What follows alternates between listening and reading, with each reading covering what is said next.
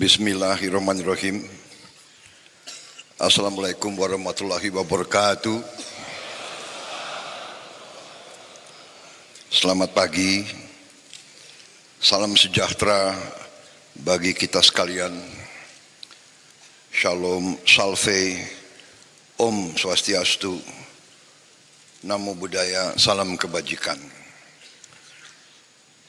Yang saya hormati Wakil Presiden Republik Indonesia, Saudara Gibran Rakabuming Raka, Menteri Dalam Negeri, sebagai penyelenggara kegiatan, Jenderal Polisi Purnawirawan Muhammad Tito Karnavian, para Menteri Koordinator, para Menteri, Kepala Badan, Jaksa Agung, Kapolri, Panglima TNI, Kepala BIN, para penasihat khusus Presiden, Ketua Dewan Ekonomi Nasional, Ketua KPK, para Wakil Menteri, Wakil Kepala Badan, dan seluruh anggota Kabinet Merah Putih yang hadir. Yang saya hormati dan saya banggakan, seluruh kepala daerah setanah air yang hadir, para gubernur, para wakil gubernur, para bupati, para wakil bupati, para wali kota, para wakil wali kota, dari seluruh penjuru tanah air yang hadir pada siang hari ini. Para pimpinan DPRD tingkat provinsi, pimpinan DPRD tingkat kabupaten dan kota, DPR Papua dan DPR Aceh yang saya hormati, para eselon 1 kementerian dan lembaga, para Panglima Kodam,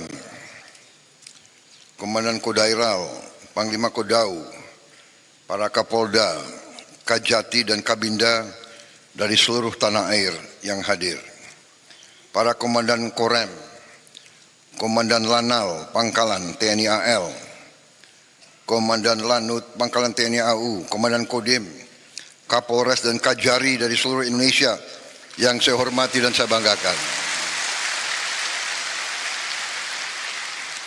Para Kepala Badan Pusat Statistik tingkat provinsi dan kabupaten kota yang saya hormati dan sebagainya.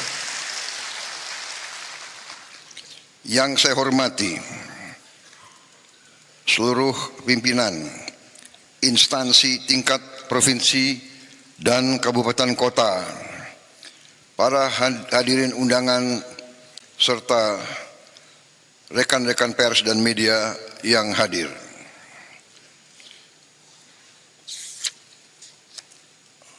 Pertama-tama, sebagai insan yang bertakwa, marilah kita tidak henti-hentinya memanjatkan puji syukur kehadirat Tuhan Maha Besar, Maha Kuasa bagi umat Islam Allah Subhanahu wa Ta'ala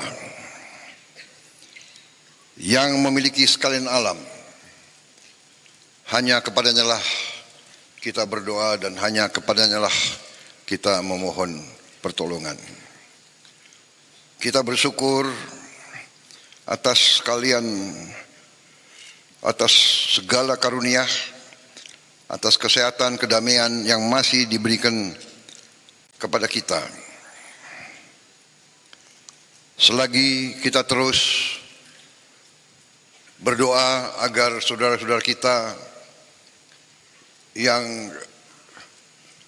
terkena musibah di beberapa daerah seluruh Indonesia diberi pertolongan, diberi kebaikan secepat mungkin. Adalah kehormatan dan kebanggaan bagi saya untuk bisa hadir dalam acara istimewa ini, bertemu dengan saudara-saudara semuanya dari seluruh penjuru tanah air. Dalam kesempatan ini, saya menyampaikan penghargaan yang setinggi-tingginya kepada Menteri Dalam Negeri yang menyelenggarakan acara yang tertib seperti ini.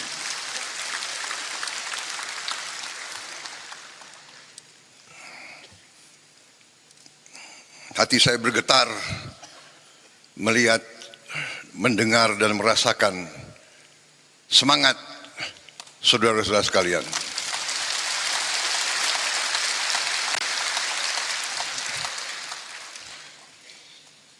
Kalau semangat saudara sungguh-sungguh berasal dari kalbu saudara-saudara sekalian yang paling dalam, masa depan bangsa kita, saya yakin aman dan saya yakin kita akan berhasil. Saudara-saudara, banyak yang selalu menilai, banyak dari luar bangsa kita yang mengatakan bangsa Indonesia adalah bangsa yang tidak mungkin. Indonesia is an impossible nation. An impossible nation. How can so many ethnic groups, so many races, religions be united? Mereka tidak bisa membayangkan bagaimana negara yang sekian banyak suku bangsa, kelompok etnis, sekian ras, sekian agama besar, ratusan bahasa, bisa berkumpul, bisa bersatu, bisa mengejar cita-cita dalam suatu kerangka negara kesatuan. Mereka tidak bisa bayangkan.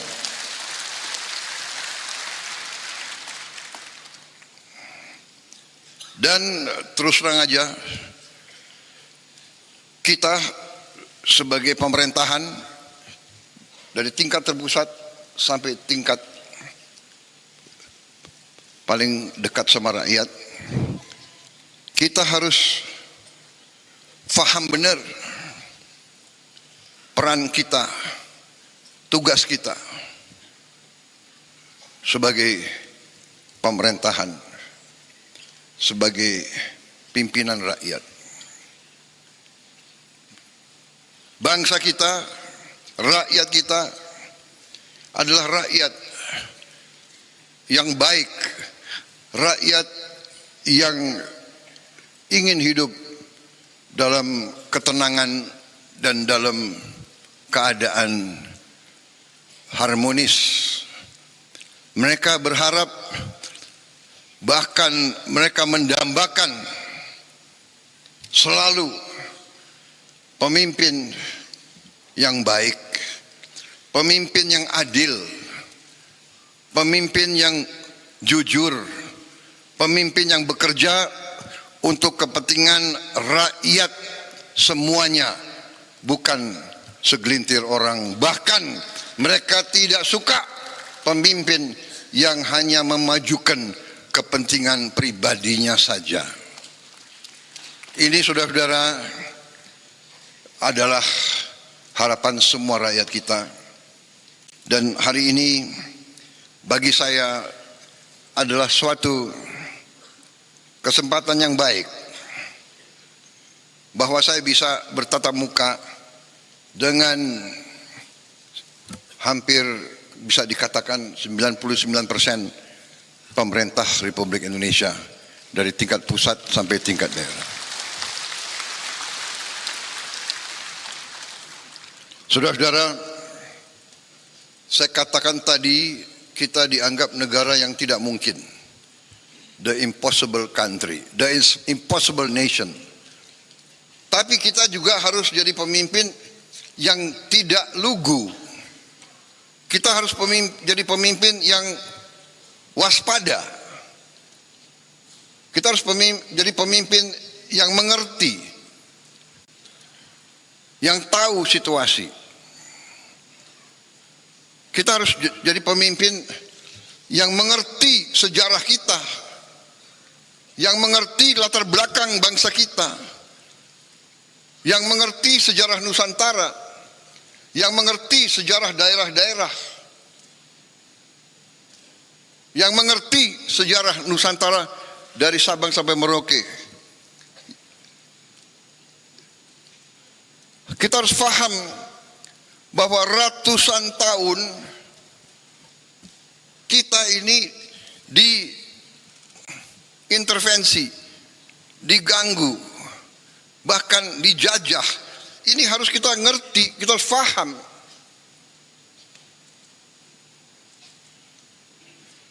Mereka yang melupakan sejarah akan dihukum oleh sejarah.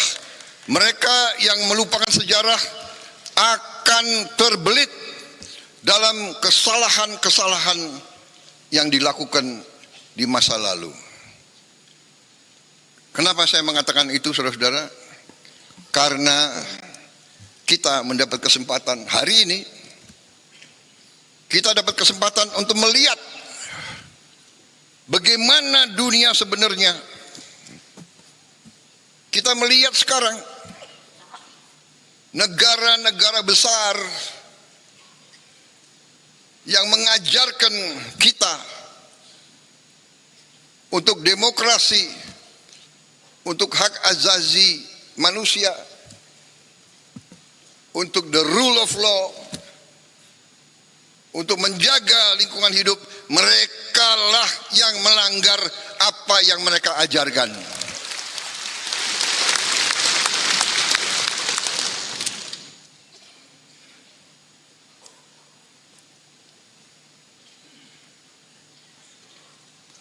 Puluhan ribu wanita, orang tua, anak-anak tidak berdosa dibantai, dan banyak negara yang diam. Di mana hak asasi manusia? Di mana demokrasi yang mereka ajarkan? Karena itu, saudara-saudara, kita sebagai pemimpin, kita harus waspada, kita harus mengerti. Saudara-saudara sekalian, perjuangan bangsa yang puncaknya ada dalam proklamasi 17 Agustus 1945 dan dalam penyerahan kedaulatan kepada kita yang kita rebut dengan darah, dengan keringat, dan dengan air mata. Kita rebut melalui perjuangan ratusan tahun di semua daerah. Negara ini yang sekarang, saudara-saudara, yang sekarang ada dalam kendali kita, dibangun atas pengorbanan rakyat yang sangat besar. Karena itulah kita tidak boleh lupa bahwa adanya kita adalah untuk berbakti, mengabdi kepada rakyat kita. Ini hal yang selalu mudah kita ucapkan, tapi harus kita buktikan. Saudara-saudara, karena itu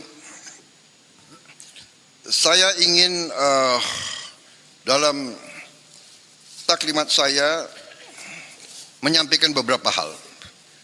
Yang pertama, saudara-saudara, bahwa karena sejarah kita, ya, karena kita pernah dijajah, karena kita pernah mengalami pemerintahan penjajah yang imperialis dan rasialis, bahwa kita, rakyat kita, pribumi kita pernah dianggap lebih rendah dari anjing. Anak-anak muda sekarang tidak merasakan. Saya masih melihat prasasti. Yang saya lihat satu prasasti tahun 76. Saya ulangi, tahun 78. Tahun 78, 28 tahun setelah kedaulatan kemerdekaan masih ada prasasti di kolam renang Manggarai waktu itu. Sayang mungkin dibongkar. Kadang-kadang kita tidak menghormati sejarah kita. Situs-situs bersejarah dibongkar. Ini para kepala daerah harus memikirkan. Saya mau tanya, di mana stasiun RRI yang digunakan oleh Bung Tomo waktu pertempuran 10 November? Apakah masih ada? Di mana situs-situs Majapahit? Saya dengar ada beberapa yang sudah jadi pabrik. Saudara-saudara. Jadi saudara, dengan masalah itu,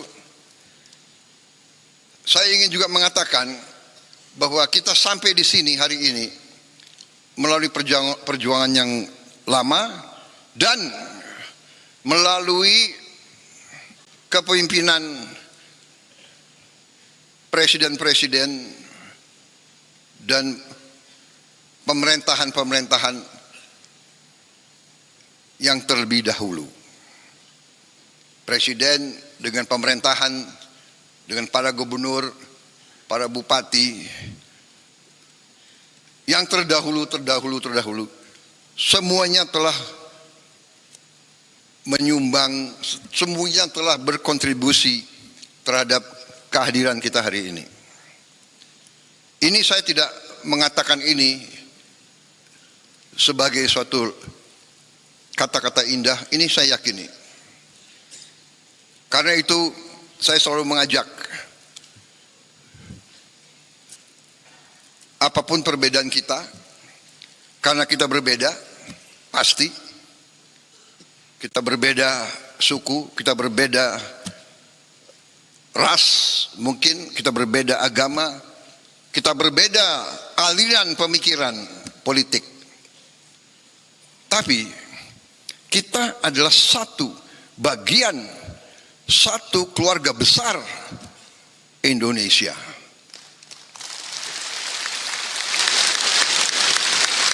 Dan kita bersyukur, mulai dari presiden pertama dan selanjutnya, setiap presiden telah memberi sumbangan yang besar terhadap kelangsungan hidup bangsa Indonesia. Kalau kita melihat kekurangan-kekurangan, kalau kita melihat kesalahan-kesalahan, ya ada kesalahan, ada kekurangan. Karena manusia itu ada kemampuan dan ada batas kemampuan. Tetapi kalau kita lihat, sekali lagi, kalau kita belajar sejarah, kita lihat konteks. Bagaimana Bung Karno, Bung Hatta, dan pemimpin-pemimpin kita begitu menerima kedaulatan pemerintahan, begitu dihantam oleh pemberontakan, oleh kudeta, macam-macam. Ada angkatan perang Ratu Adil dipimpin oleh Westerling. Beberapa hari, 2 minggu setelah penyerahan kedaulatan, terjadi usaha pembunuhan presiden, wakil presiden, perdana menteri kita, dan pimpinan-pimpinan kita. 2 minggu dan seterusnya muncul. Jadi saudara-saudara, kita harus sadar konsep Indonesia ini tidak disukai oleh banyak kekuatan-kekuatan di dunia. Dan kita terbuka saja. Mungkin beberapa kekuatan-kekuatan yang dekat sama kita. Karena itu saudara-saudara, bahwa dari mulai presiden pertama, kita Indonesia, tapi seluruh dunia berada di tengah perang ideologi besar. Perang ideologi besar di dunia, di mana dunia dipecah menjadi blok. Ada blok komunis dan blok anti komunis. Blok, bisa dikatakan blok demokrasi atau blok kapitalis. Ini kenyataan. Jadi Indonesia, kita harus sadar bahwa kita tidak hidup sendiri. Perang Ukraina akan berpengaruh kepada kita.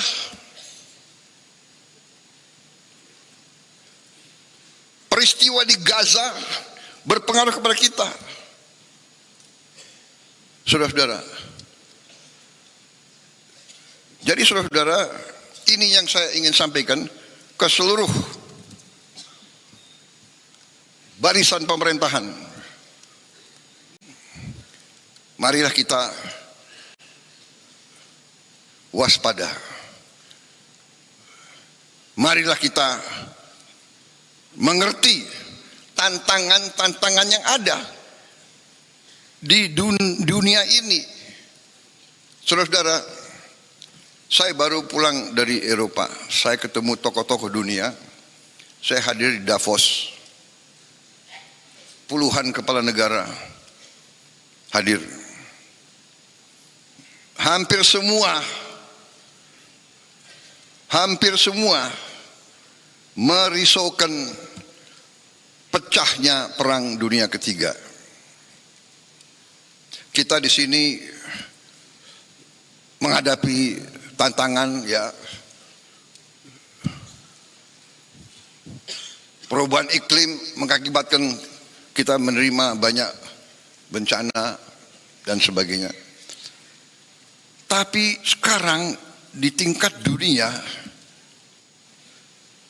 mengkhawatirkan akan terjadi perang dunia ketiga. Saudara-saudara, ada simulasi.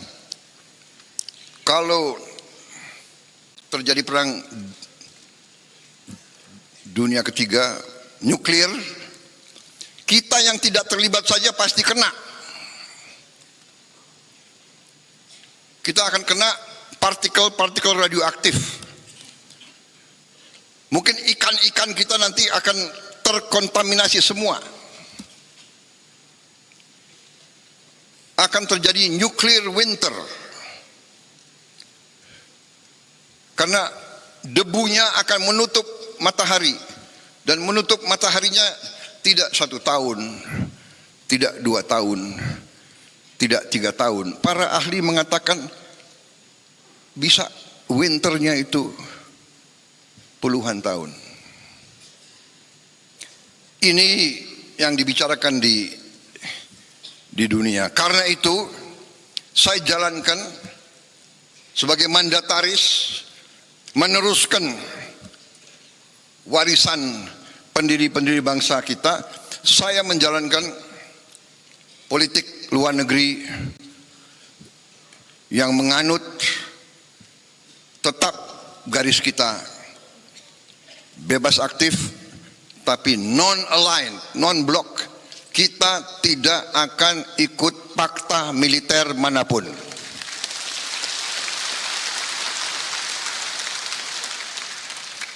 Saya katakan filosofi luar negeri saya adalah 1000 kawan terlalu sedikit, 1 lawan terlalu banyak.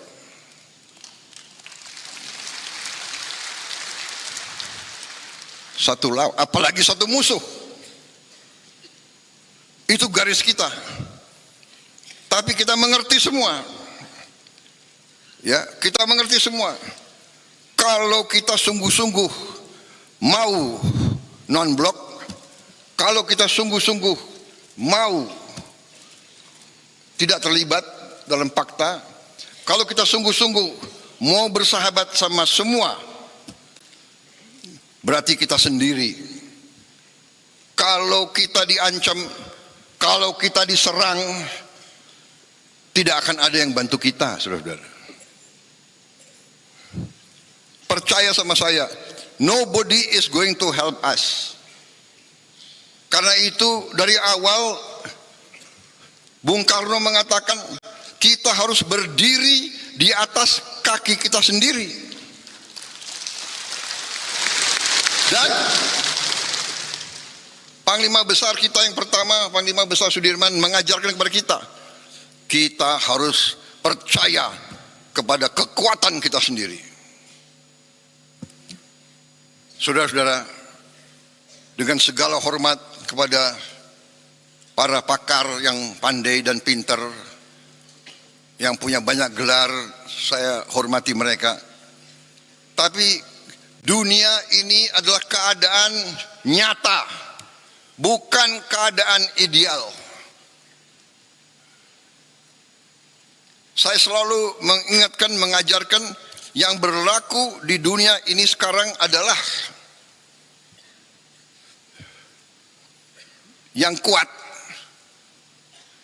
akan berbuat apa yang mereka kehendaki.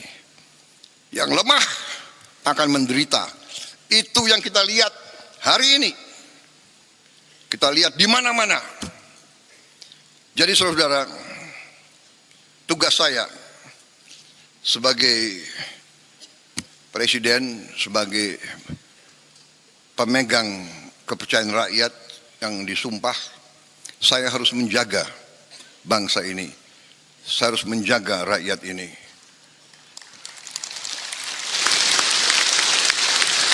Kadang-kadang gampang untuk kita bilang, gampang kita ngomong. Tapi kadang-kadang tidak gampang untuk dilaksanakan. Kadang-kadang hati kita bergejolak. Tapi kita harus senyum. Karena kita sudah memilih akan baik sama semua. Untuk melindungi rakyat kita. Kita tidak bisa emosional. Kita tidak bisa terlalu idealis. Karena yang berlaku adalah dunia nyata, saudara-saudara. Karena kita tidak mau perang, kita harus siap untuk perang. Kita tidak niat mengancam siapa, tapi selalu mereka ganggu kita. Kenapa, saudara-saudara? Karena Indonesia, Nusantara kita, semua pulau-pulau kita adalah kaya dengan sumber daya alam yang luar biasa. Karena inilah negara-negara Eropa ratusan tahun ke kita.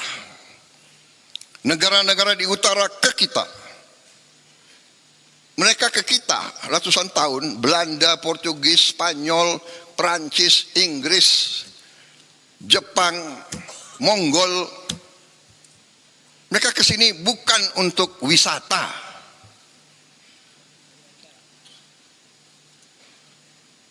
Mereka pertama datang mau dagang. Karena bangsa kita baik, kita nih genetika kita nih baik, ya kan? Kita suka dengan tamu. Benar? Suka dengan tamu. Semua suku, kalau kedatangan tamu, diterima dengan baik. Walaupun rakyat kita miskin, tamu datang diterima dengan baik.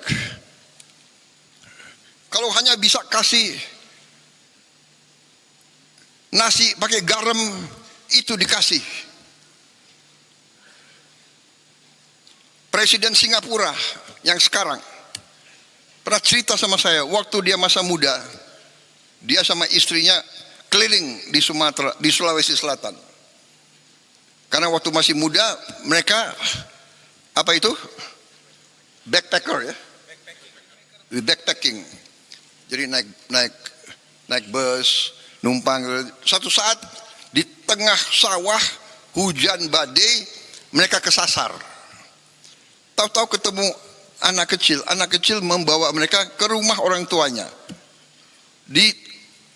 Mungkin di Sulawesi Selatan, saya tidak tahu namanya apa, dukuh, ya, hanya kelompok 4-5 rumah.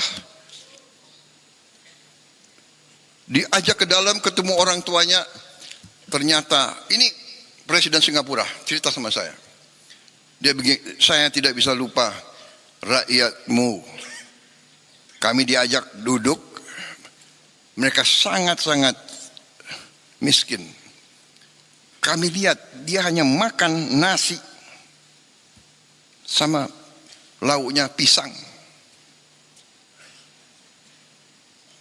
Bapak, ibu, 2 anak, 2 tamu. Satu apa itu?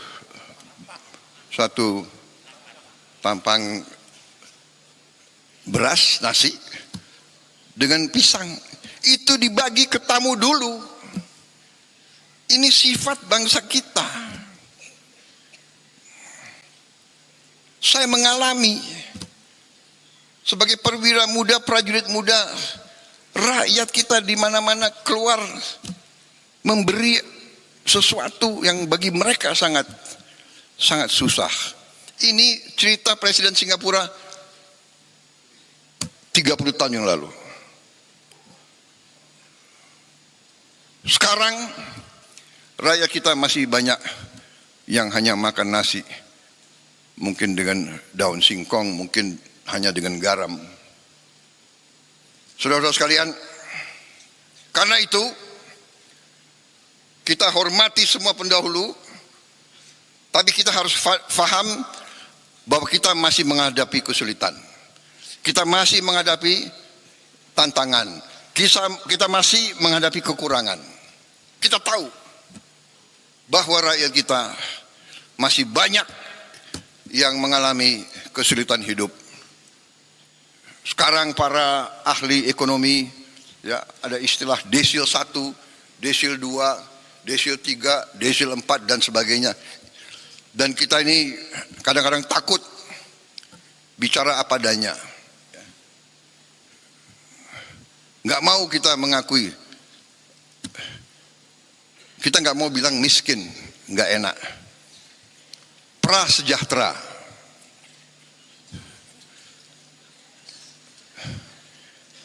Miskin kasihan kita, tapi nggak enak kita, ya kan?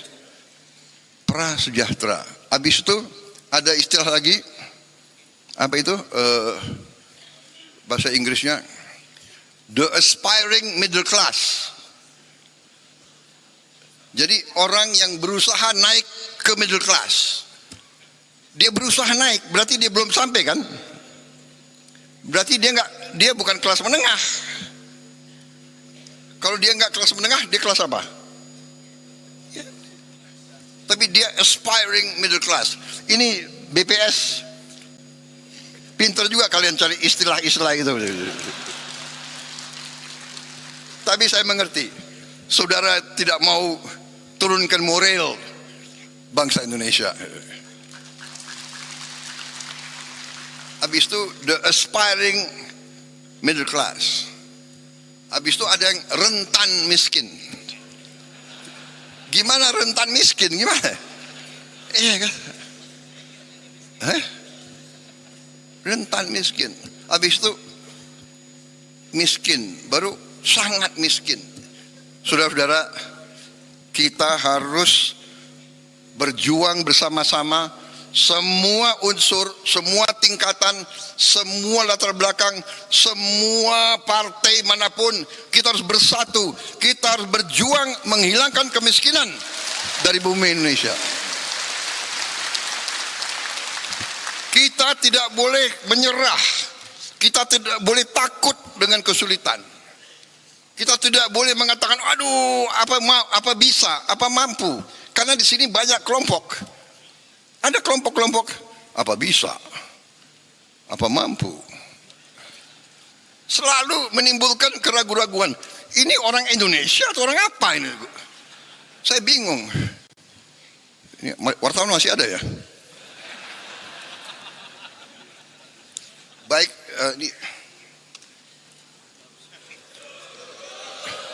enggak, ini baru pembukaan.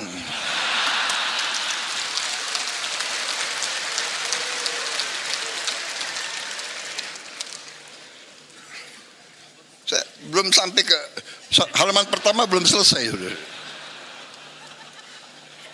Jadi saudara, ya, kita tidak boleh menyerah sebelum bertanding. Kemiskinan terlalu banyak. Saudara-saudara, ya, kemiskinan terlalu banyak, tapi ini tidak bisa kita terima karena kekayaan kita sangat-sangat banyak. Sangat-sangat banyak. Tapi terus terang aja, kita harus berani mengakui bahwa unsur pimpinan di semua tingkat, unsur elit. Apa arti elit? Elit itu ya pemimpin, elit ya di atas. Ada elit akademis, para profesor, elit politik, para pemimpin politik, elit tentara polisi, para pimpinan tentara polisi, elit yudikatif, elit ya pemimpin. Kita harus akui bahwa elit Indonesia masih kurang dalam tugasnya menjaga dan mengelola kekayaan bangsa Indonesia. Dan ini sekarang saya gugah kita semua. Saya gugah, mari kita semua sebagai pemimpin, mari kita sekarang membulatkan tekad kita